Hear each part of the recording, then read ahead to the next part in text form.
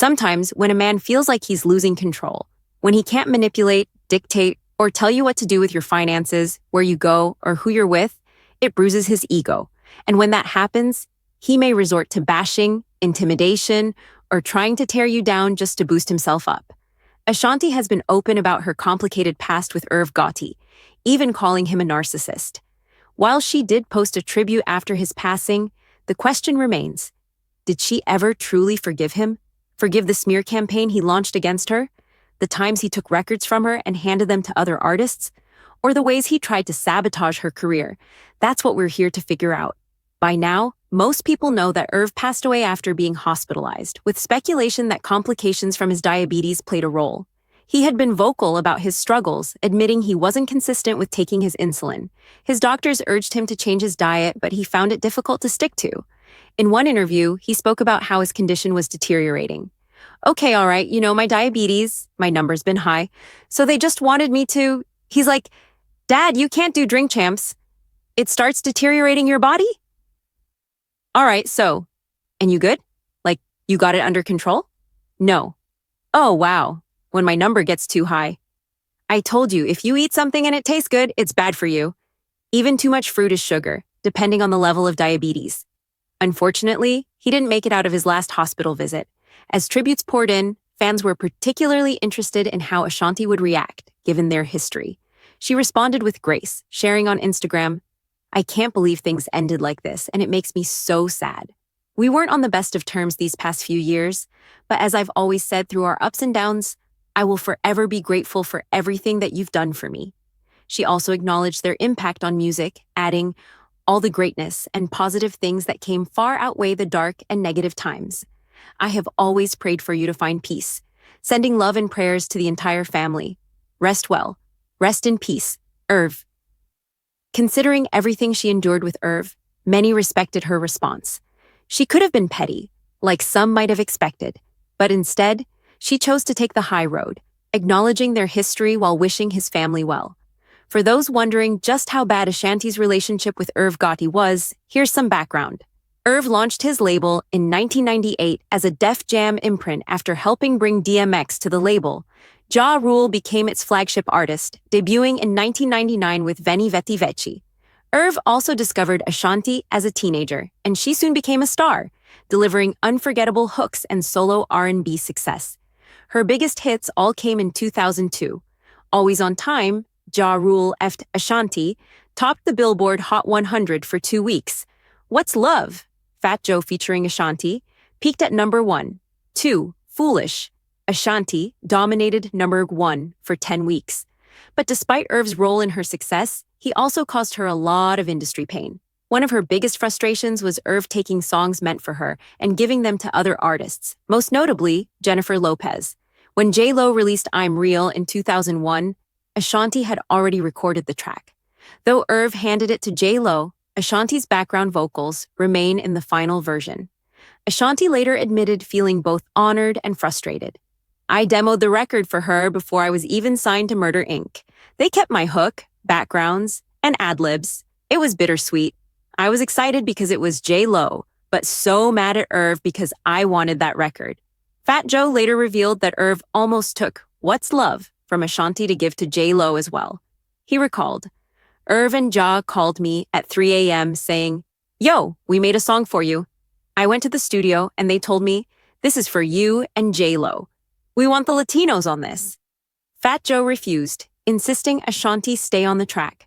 Ashanti was shocked to learn about this years later, reacting, I never knew that. This raised the question, how many more records did Irv take from Ashanti?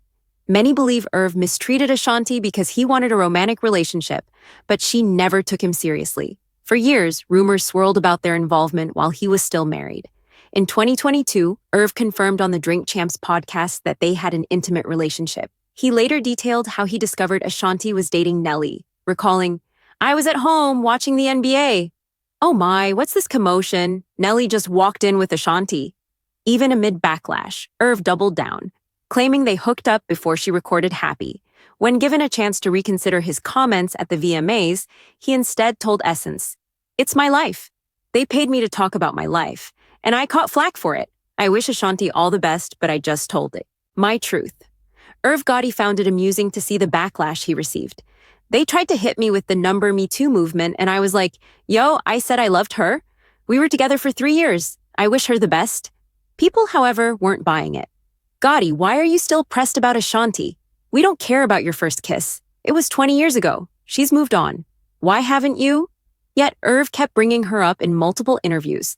Naturally, people started asking, so why do you keep talking about Ashanti? Did I bring her up, or did you? You're the one asking me. But anyway, I wish Ashanti nothing but the best. This idea that I'm hooked on her, that I can't get over her, it's nonsense. You're just telling your story? I got paid to do a documentary about my life. If I didn't mention Ashanti, you'd be like, how does he not talk about her? She was too important to Murder Inc. They tried to Me Too me. They didn't try to Me Too you. I read the comments. What did they say? Stop it, Shade Room. Y'all are the shadiest mother. Meanwhile, when Ashanti was asked about Irv's comments, she didn't hold back. She downplayed their relationship and said Irv was just salty because he no longer had control over her career. On the IRL podcast, she set the record straight. Yes, we dealt with each other, but Irv was never my boyfriend. His team reached out to me for the documentary, and I declined. She expressed disappointment in how he handled it. It's sad to see a grown man act like that. Murder Inc. has an incredible legacy, and the way he handled this cheapened the brand. Ashanti also shut down many of Irv's claims, saying he twisted the truth to make her look bad. She pointed out that he had multiple girlfriends at the time, making his version of events even more bizarre. She described Irv as a narcissist who exaggerated their relationship and outright lied. The most unsettling part, he knew he was lying and just kept going. It became a little scary, a little mental. Ashanti also threw in a subtle warning. Pillow talk is dangerous. Translation?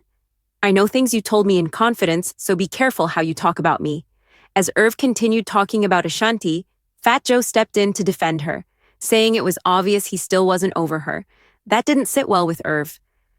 Fat Joe was my brother. I don't feel like he's my brother anymore. Anymore? Yeah, maybe it's a cancer trait. Some people call it a sign. You're talking astrology now? I just mean, once you show me who you are, once you speak negatively about me, it's over. But Joe and Ja Rule's point was that they do shows with Ashanti, and she's like a little sister to them. At the end of the day, it seems everyone has moved on, except Irv. Well, Ja would never come out and say Geety's a sucker, right? Right. But Fat Joe, man, we have to talk about the legendary Fat Joe. Let me pull this up. Listen, Fat Joe straight up said, oh, Gotti's a sucker. I didn't take it as him calling you a sucker. I thought he was referring to, what do you mean, the situation? Anyway, as I mentioned, Ashanti hinted that Irv had shared certain things with her, and she could have easily exposed him. Yet even after everything, even after his passing, Ashanti chose to take the high road. So, what do you think? Did her tribute reflect someone who had truly forgiven Gotti? And beyond that, what are your thoughts on what really happened between Ashanti and Gotti? Does he even deserve her forgiveness? Drop your thoughts in the comments below.